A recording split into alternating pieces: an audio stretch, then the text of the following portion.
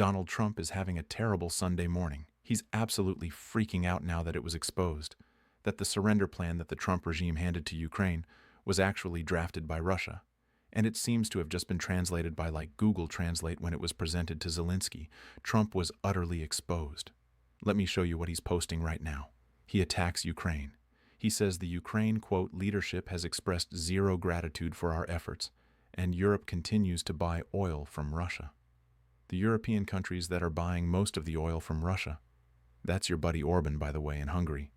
That's your buddy in Slovakia, by the way. Most of Europe has reduced its purchase of Russian oil. Then Donald Trump widens and says, this is all happening because the 2020 presidential election was stolen and it was rigged. And then he goes, DJT?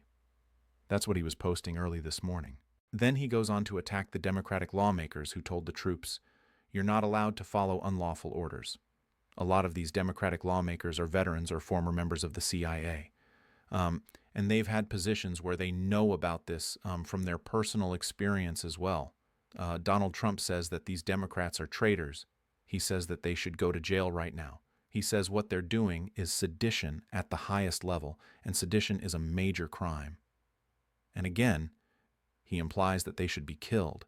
And you'll recall that earlier in the week he said that George Washington would have hung them and that they should die by being hung right now. More on that in a moment. Well, all of this is taking place. Donald Trump sent his Treasury Secretary Scott Bessent to make his rounds on the morning show. And as Americans are suffering right now from surging inflation, as Americans can't afford things before Thanksgiving, as Americans are being psychologically tortured by this regime, Treasury Secretary Scott Bessent says, if you want to bring your inflation down, move from a blue state to a red state. He says, huh? Here, play this clip. Chris, I can tell you that the Council on Economic Advisors has a study. You know the best way to bring your inflation rate down? Move from a blue state to a red state. Blue state inflation is 0.5% higher. And that is because they don't deregulate. They keep prices up. Energy is higher. Just according to the consumer prices, inflation was at 2.3% back in April. In September, 3%. But let me ask you about tariffs, because there's this big announcement on tariffs. Since, for him is he just so arrogant that he thinks this is funny, and not only does he politicize people's suffering, but he's so detached. Just move to this state, move to that state. In any event, while this regime acts like inflation is going down, just take a look at the chart. Year over year, inflation has now risen. It's now 3% year over year, meaning inflation is 3% higher now than it was under former President Biden when they were attacking Biden, and it's been going up month after month after month. So now the Trump regime strategy is, we've got a great idea. Let's do executive orders to roll back Donald Trump's tariffs, to remove the tariffs. And let's say, that's a brilliant idea, Donald. Remove the tariffs. You put them in place. You're the one who's causing the surging inflation. Now you want us to applaud you by doing executive orders to remove some of your disastrous policies. Too little, too late. You've screwed this country.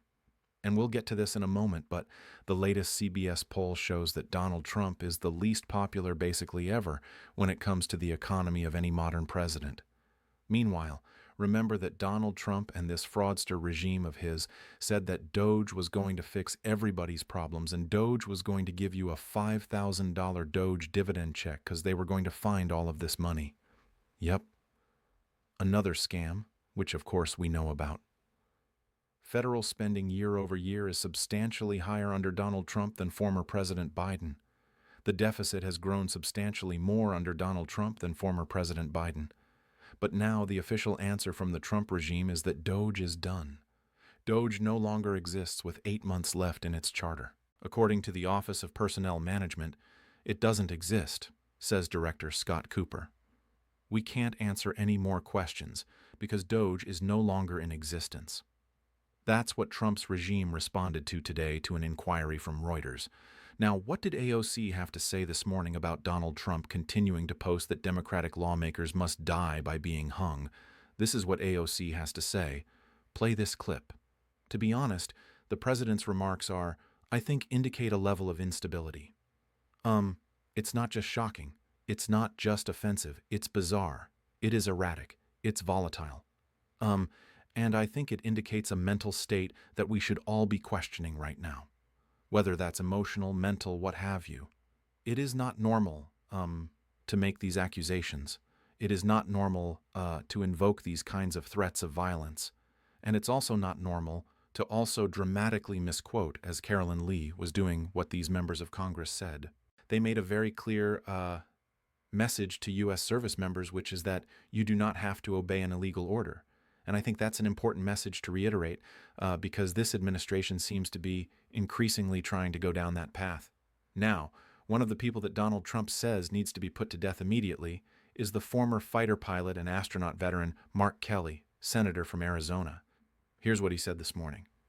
Let's play it. You know, the president tries to intimidate them. He tries to intimidate Congress. He looks at government accountability as a nuisance.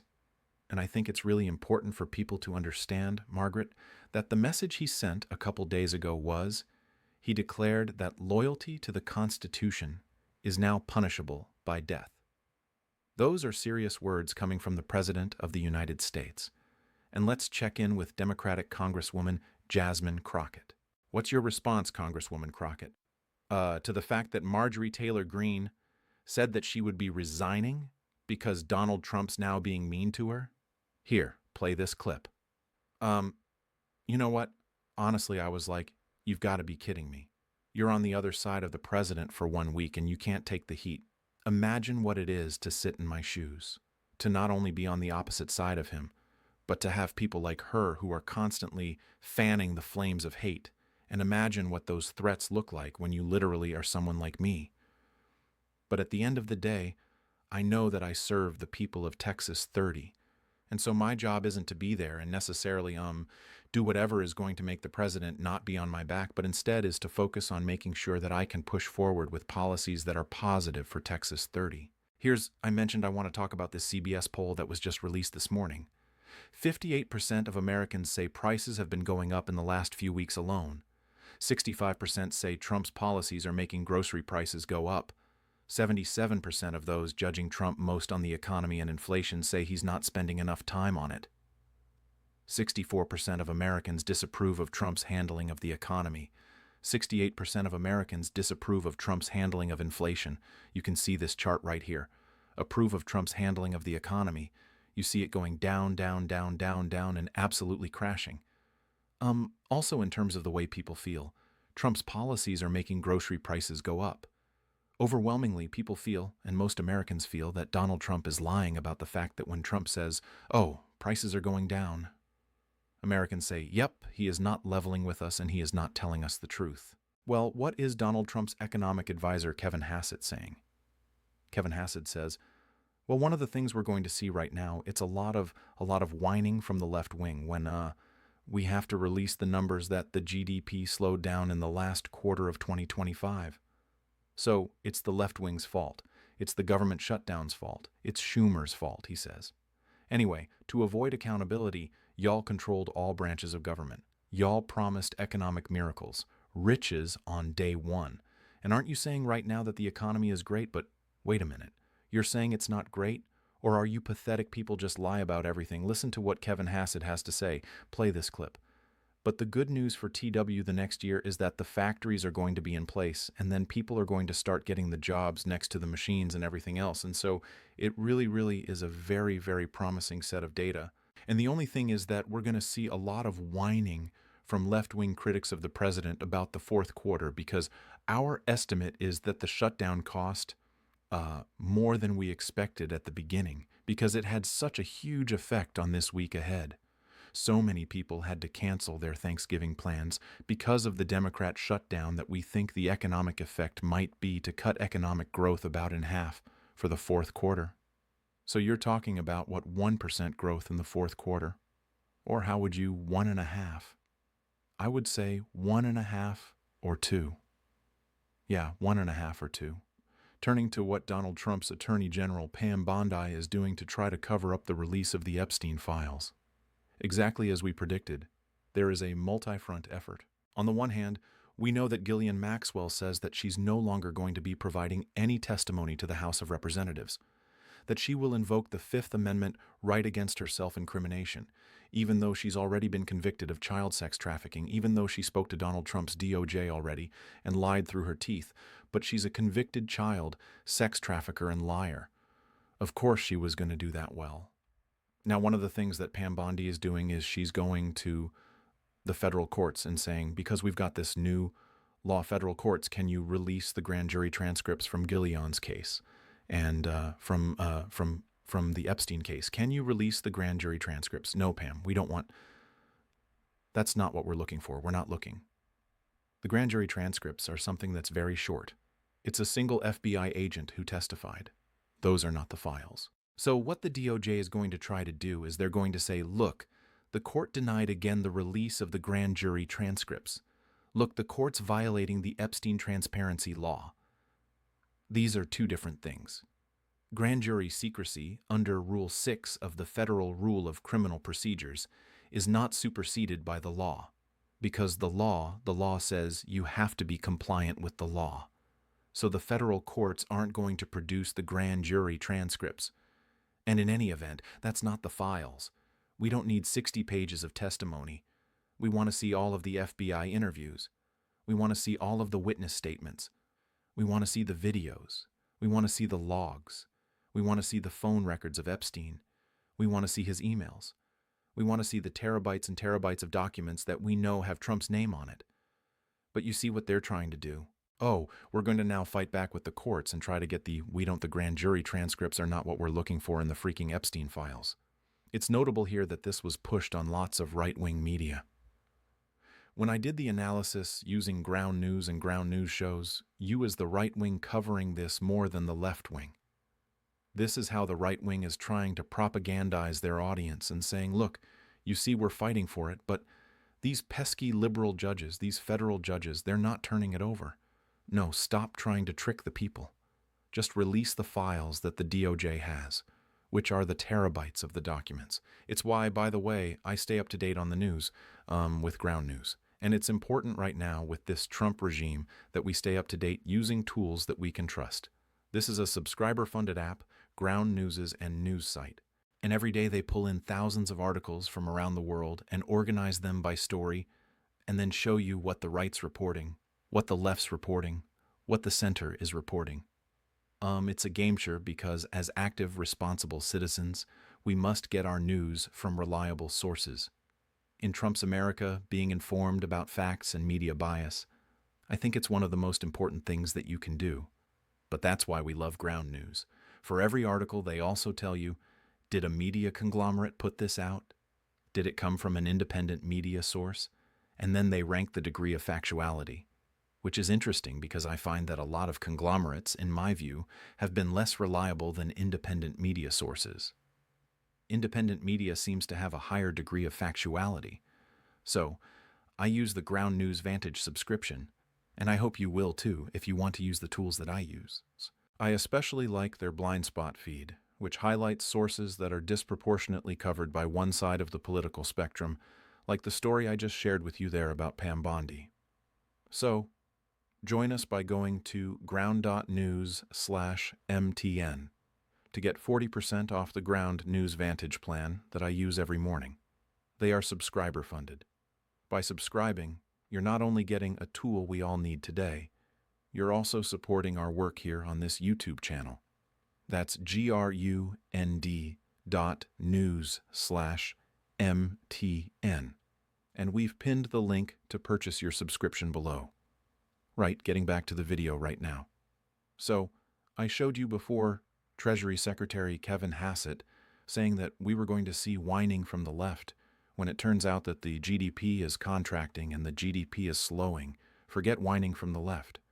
How about the fact that just the American people are suffering and they feel the pain of these disastrous economic policies from the regime? Going back now to Treasury Secretary Scott Bessent, he admits that housing is in a recession and other areas of the economy are in a recession. Play this clip. Let me ask you big picture, Mr. Secretary. You said earlier this month, I'm going to quote you, quote, I think there are sectors of the economy that are in a recession. And Kevin Hassett, director of the National Economic Council, said, quote, We're starting to see pockets of the economy that look like they might be in a recession. Which parts of the economy do you believe have dipped into a recession? Well, clearly H housing has been struggling, and the so interest rate sensitive sectors have been in a recession. And the other thing that was not helpful, Kristen, was the longest government shutdown in history. It was 1.5% hit to GDP. They had 9,500 flights canceled. And, the Democrats didn't care that they hurt the American economy. Anything to stop Donald Trump. Well, Besant, how long are Americans going to have to wait here? Play this clip. Starting to see the affordability. The prices get better. We had a very big October for home sales. Energy prices. Gasoline is down. We believe Health C Care is going to come down. We will see an announcement this coming week on that. And so across the board, prices are starting to come down. We're having Thanksgiving week. This will be the lowest cost for Thanksgiving dinner in 4 years. Turkey prices are down 16%. And then Jake Tapper, speaking to Kevin Hassett, says, well, didn't Donald Trump say that he was going to withhold all of this funding from New York City if Donnie won? So, has that changed here? Play this clip. Right before the election, President Trump threatened to withhold federal funding from New York City if Donnie were elected. Was that just all bluster? He didn't mean it. Well, it feels like he doesn't mean it now. And I guess we'll have to wait and see what Donnie does. I think that we are really reassured that we've kept the police commissioner. And so in previous administrations in New York, we've seen law and order really go south. As you know, Jake, I've lived in New York quite a while. I was a professor at Columbia at NYU Law School. And New York always feels like the safety is on the edge. And so the fact that Mumani, as the mayor, has agreed to keep the police commissioner is a kind of sign that maybe he'll be able to work together with President Trump. We're sure hopeful that we can. And President Trump really wants to work with everybody who cares about the future of American people. We're, at times, disagreeing about policies, but I think that the objective of making life better for everybody is something that a lot of people share on the Democratic-Republican side. Let's talk. And by the way, I love that New York City Mayor-elect Zoran Madani was on the morning shows, and if he was asked, is Donald Trump a desperate, is Donald Trump a fascist, he goes, I say, yeah, nothing's changed. Nothing's changed. I have to find a way to work with this guy. I'm the mayor of New York City, but I don't think anything's changed about my views. Watch Kristen Welker try to do a gotcha. You've said that Trump is a desperate. Do you change your views? Here, play this clip.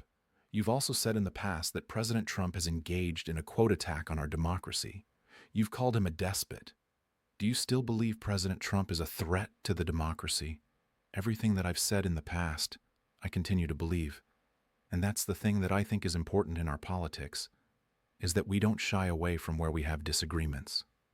But we understand what it is that brings us to that table. Because I'm not coming into the Oval Office to make a point or make a stand. I'm coming in there to deliver for New Yorkers. And a few weeks ago, I was asked by a reporter 3 words to describe myself.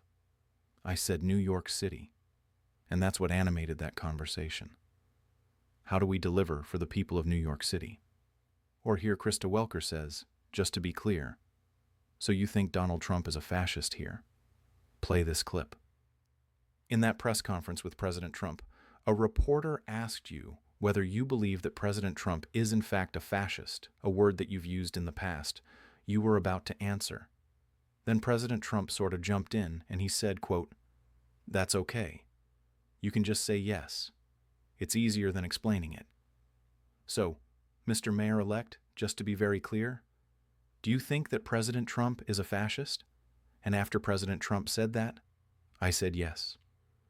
And so you do. And that's something that I've said in the past. I say it today.